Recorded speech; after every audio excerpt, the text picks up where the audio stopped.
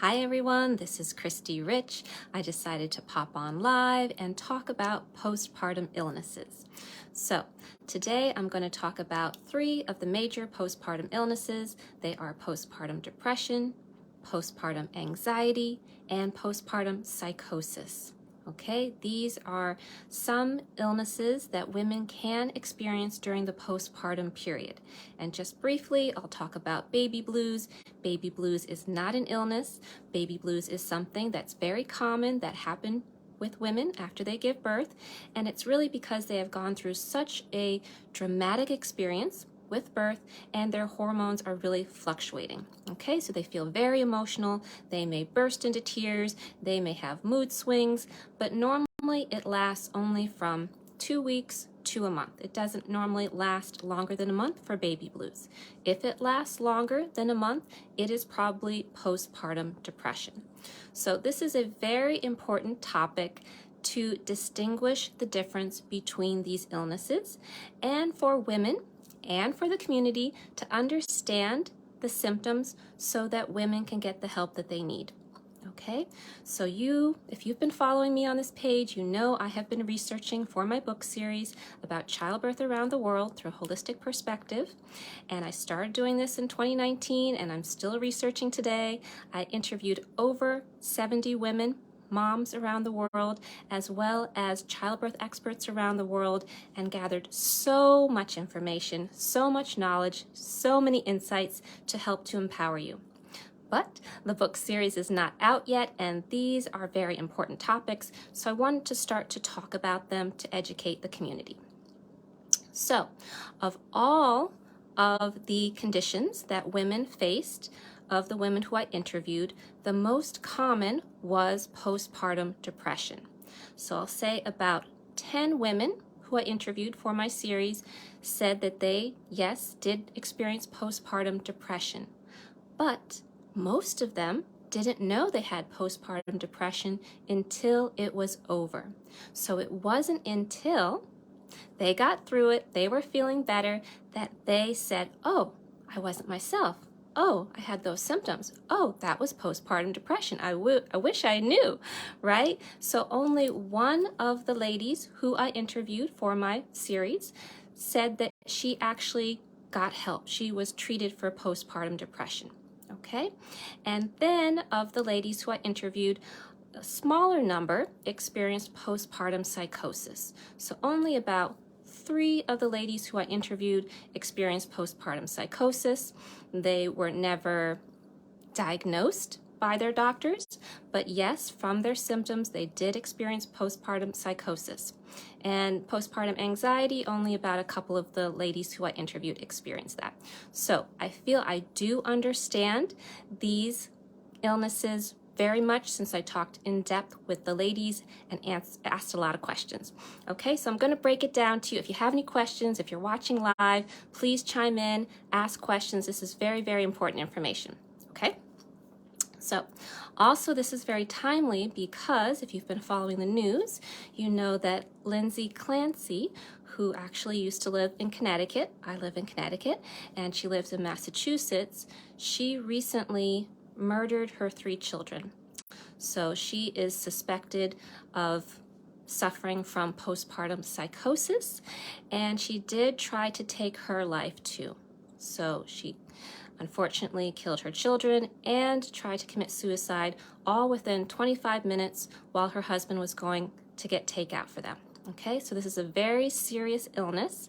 Postpartum psychosis is very different from the other 2. That's why I want to break it down so you understand, so you don't use the words interchangeably. Okay, so I've been doing a little research online, looking up about Lindsay Clancy and her experience, and it's very interesting that a lot of the journalists have been using postpartum depression, postpartum anxiety, and postpartum psychosis just kind of willy-nilly. Just sometimes they'll use one word, sometimes another word for her, and it's because they don't really understand the difference. Okay, so let's break it down. They are very different, and it is possible to have more than one.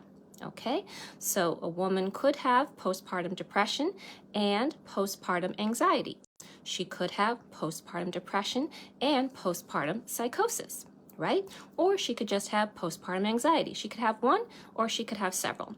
There are also other postpartum illnesses. I won't go into those, but these are the ones we're going to talk about today. So, postpartum depression, of course, as the name states, it is possible to feel depressed. Okay, but that's not the only symptom. Most women just assume it's great depression and they sleep a lot, they don't feel like doing anything. Yes, that is possible. It is possible that they do not bond with their child. So that is a really big telltale sign that this is not just baby blues. This is not just what women go through after having a baby. Okay, it is actually the opposite. After you have a baby, most women really want to be with the child. They really want to spend time with their son, their daughter, to bond. They may not want to put the baby down, right? So there are also other, as I said, disorders such as obsessive compulsive disorders in postpartum. But again, today, let's just talk about these three so you're super clear. So postpartum depression can have big mood swings. So not only can a woman be feeling depressed, but she can be feeling really anxious and frustrated and rageful, okay? She can experience great anger to the extreme of rage. This is also a telltale sign that this is postpartum depression and not something else, okay? In normal depression, you do not experience rage, okay? That is not very common. And normal depression is based on something that has happened, something that's unresolved, something that you feel bad about. Maybe it's somebody passing, a death of a loved one, a loss of a job, something that happened to you that made you feel depressed and disempowered. But with postpartum depression, of course, the woman has had a baby, but nothing else in her environment has happened. It isn't that she lost a loved one. It isn't that somebody totaled her car and she can't afford to get another one. Although, of course, a woman can experience depression in the postpartum period, but postpartum depression, the diagnosis is different, okay? It can also include digestive issues, okay? A lot of people do not talk about this. It may include brain fog, unable to think clearly, no motivation to do anything, not feeling like socializing, wanting to stay inside all the time, sleeping too much, or having insomnia, not sleeping at all. Okay, but again, it's more than just depression. Rage is a big clue, and also not bonding with your child is a big clue. So for postpartum anxiety, you may not have any depression. You may not be crying. You may not be feeling sad. You may not feel really low, but you'll feel really overwhelmed and anxious. And again, women may think, oh, well, I'm a mom, there's just too much to do, so of course I'm feeling overwhelmed and anxious. But it is to the extreme, okay? Really, they are not being themselves anymore. So with postpartum depression, things that used to give them joy no longer give them joy. That's another big sign, okay? So if you're a partner and you normally, I don't know, watch a certain movie and you put it on, you always get a big laugh at a certain line, and she's like, deadpan, nothing.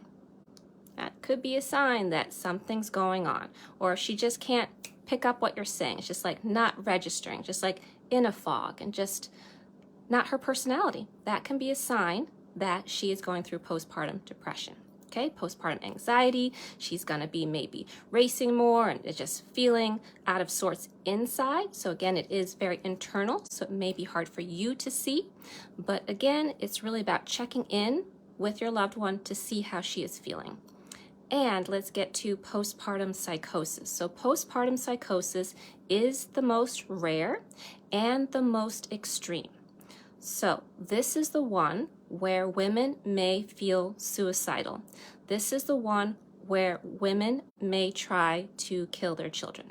Okay, this is the one they have delusions, they have hallucinations, they hear things, very disturbing things, and also they see things, very disturbing images. So if you have been following me, you know that I'm clairvoyant. You know that I see imagery during my healing sessions. Okay, that is my big gift and talent. I'm also clairsentient, clear feeling, but I'm not really that clairaudient. Sometimes I can hear some things during a session, but mostly I see, and I just really see during a healing session.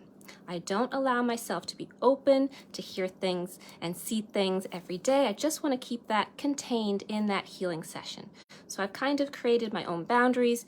That's when I'm going to put that into action.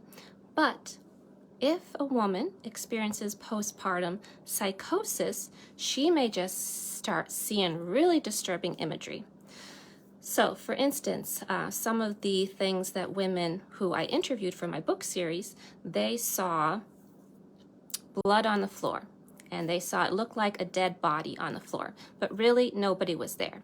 And it was of somebody who they knew. Okay, so it was like a parent all of a sudden dead on the floor with all this blood. Or they saw their child, and instead of seeing them how they really were, they saw them as a demon child, and like their head twisting around, and them doing really scary things that would freak them out. Or they heard voices telling them that they should hurt themselves, and all the different objects that they could use to injure themselves, okay? Or telling them that they needed to injure their children. So they are actually hearing things and actually seeing things that are scaring them, that are freaking them out, and telling them to do things that are very harmful to them or their children. So this is extremely dangerous, okay? It happens very rarely. I think it's like 1 or 2 mothers out of 1,000, whereas postpartum depression, it's 1 out of every 7. But in Asia, it is over 65% of mothers, okay? So the numbers are rising. So there is a reason why. That's something I'm going to be talking about in my book series. For every chronic condition, there is a root cause, there is a reason. So it's very important for us to understand the root cause of postpartum depression, the root cause of postpartum anxiety, and the root cause of postpartum psychosis, so that it can be prevented and so that women can get treated and treated naturally and quickly. Okay, very, very important. So right now, of course, there are a lot of women taking medication for postpartum depression if they have been diagnosed. But as I said, a lot of women do not know that they have it. Okay, most women, American women, do not get treated for postpartum depression. Partly it's not having awareness that they have it. Partly it is a shame. A lot of women feel shameful for having it, for not being able to just be healthy and to carry on. And postpartum psychosis, you can see how scary that is to see those disturbing images and to be able to share that with someone else, or to share the things that you are hearing, okay? It's very, very scary. I cannot imagine. My heart just gives a little flutter trying to think about that, because I've only seen some scary things in some healing sessions, and then I know that I can't work with those clients because they're into certain things that I'm not into. Okay, they do certain things that I'm, again, setting my strong boundaries, so I don't want to see that imagery. And with postpartum psychosis, you can't just turn it off. It just happens anytime, and it is really, taking over their mind and how they think. They can't get back to their normal selves and even process it correctly. Like they may start to believe these voices, they may start to believe these delusions, they may start to believe that what they see, these hallucinations, are real, okay?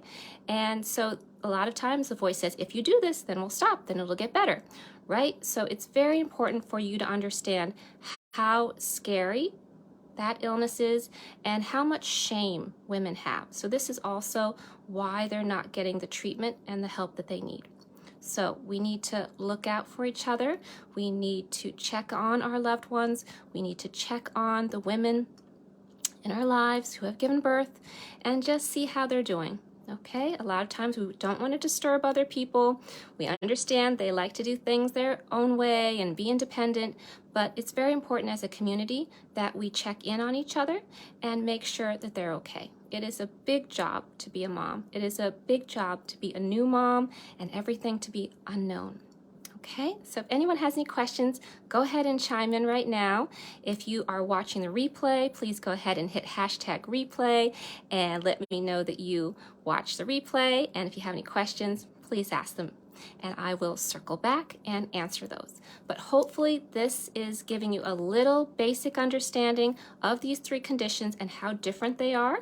Okay, so please be mindful when you talk about them that you are picking the right one to describe the woman and what she's going through or whatever you're talking about in the discussion. Okay, so again, it is possible to have more than one, but they are very different, so please be mindful of which one you are choosing to use. Okay, so I will be doing more videos to educate you. Hopefully this gives you some insight, some information that maybe you may not have been aware of. Okay, I love to spread awareness. That is how we empower each other to be mindful of what we didn't know before. Okay, so we can create change. So thank you for watching live. Thank you for watching the replay. Again, I'm going to be doing more of these videos to share little snippets from my book before the book series comes out. But of course, when the series comes out, it will be much more information to give you a greater understanding. Okay, so take good care. Bye for now.